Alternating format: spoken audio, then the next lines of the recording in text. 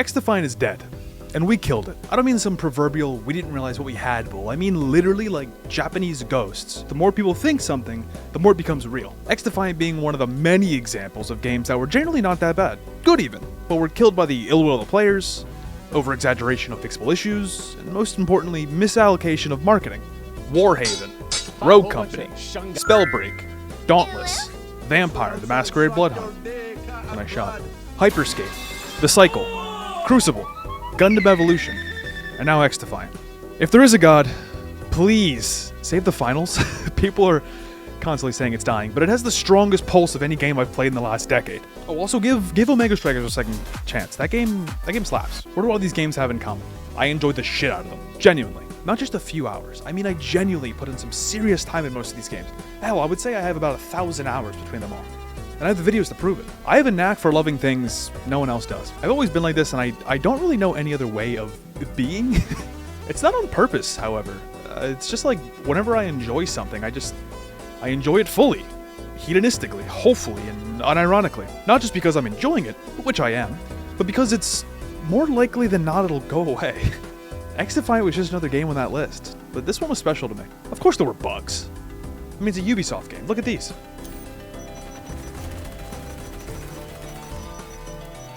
What was that, 4 times?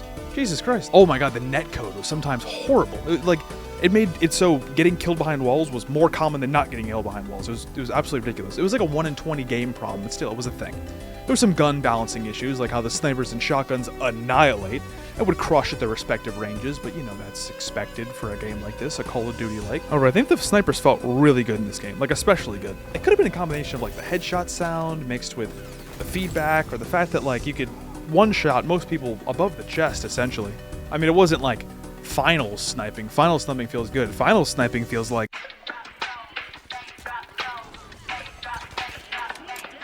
Fuck you laughing for? I ain't no comedian. All black, dirty painted guns where they see me. Don't need your opinion. Ain't no picking lanes, so I'm swerving on the median. Bitch, I'm really one of them.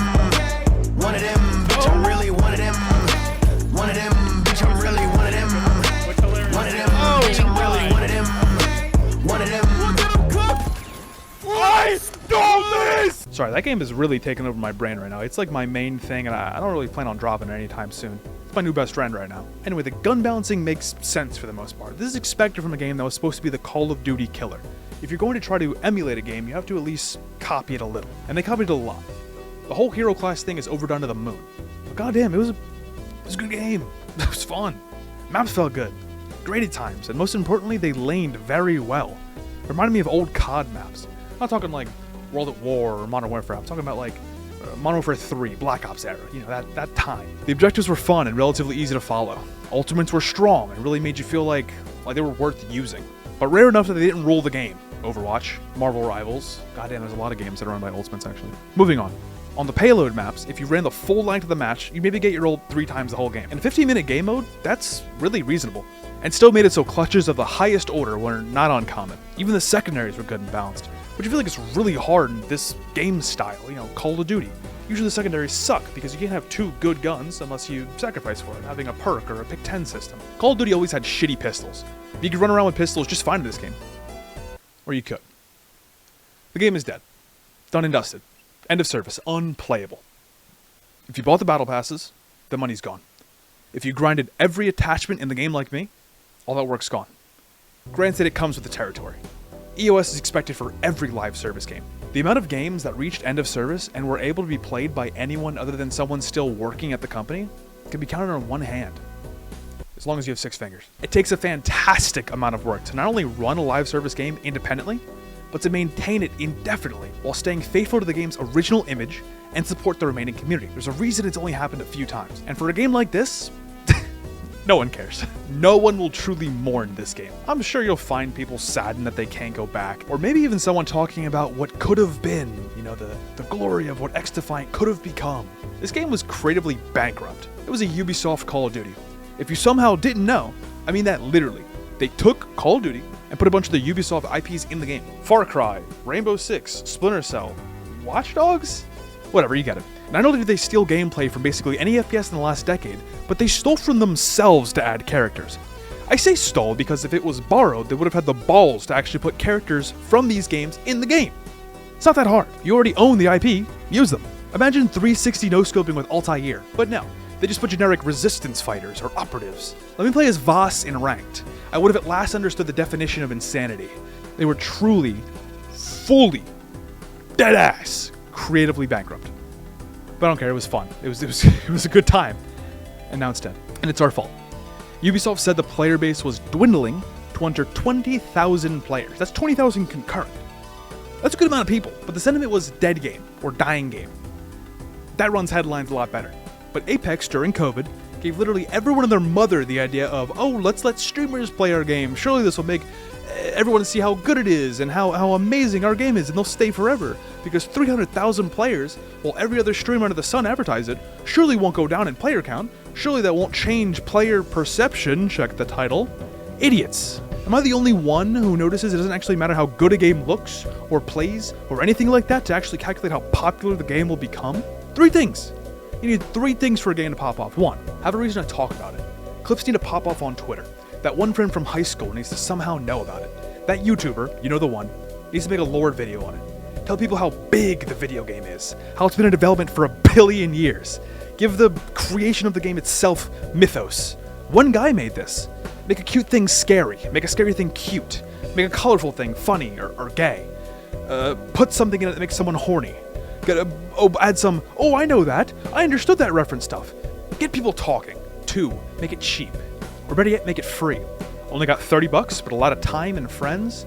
Pal World, Lethal Company, Deep Rock Galactic, Valheim, Play-Doh, BattleBit, Risk of Rain, Terraria, Project Zomboid, Tarkov. And there's so many options. Dead broke? Or a child? Are you a kid? And you have more time than you know what to do with?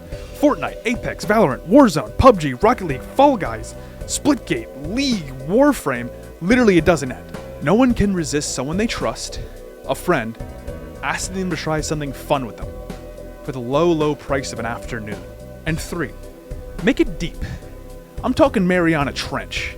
Make it so one YouTuber can make a quick start guide, a guide for beginners, what I wish I knew, an end of the game guide, and everything wrong with, a top funny moments, a battle pass review, and a patch notes all within the first fucking launch week. Make it so they could do this forever, or until they move to the next one. Make it so streamers have so many different opinions or hot takes on the game, the average viewer can't go 15 minutes without thinking, oh, I'm so glad what I think about this stupid / awesome / overhyped / hidden gem game is being echoed and translated by someone else. 10 or 10,000 hours, it doesn't matter. There's still more to learn, more to optimize.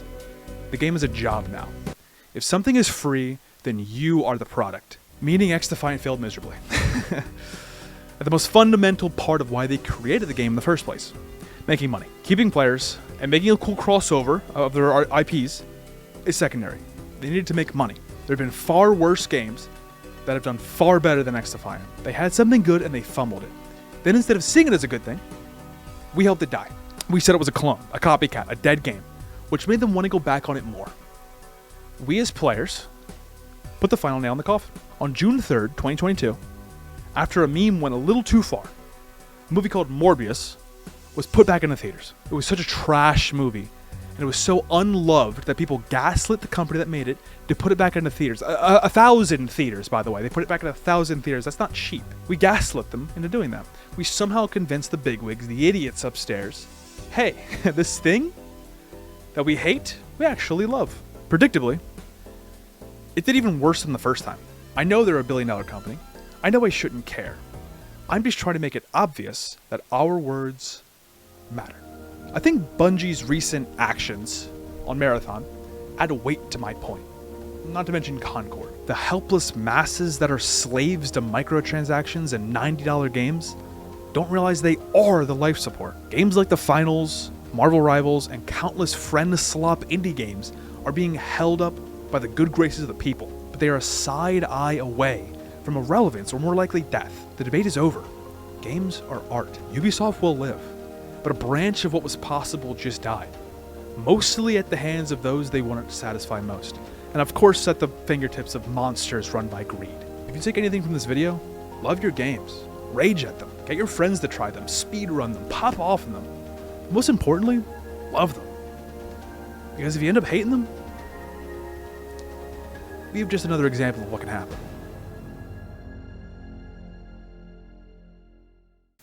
Oh, except for DBD for some reason. How is Cops and Robbers with Extra Steps still alive?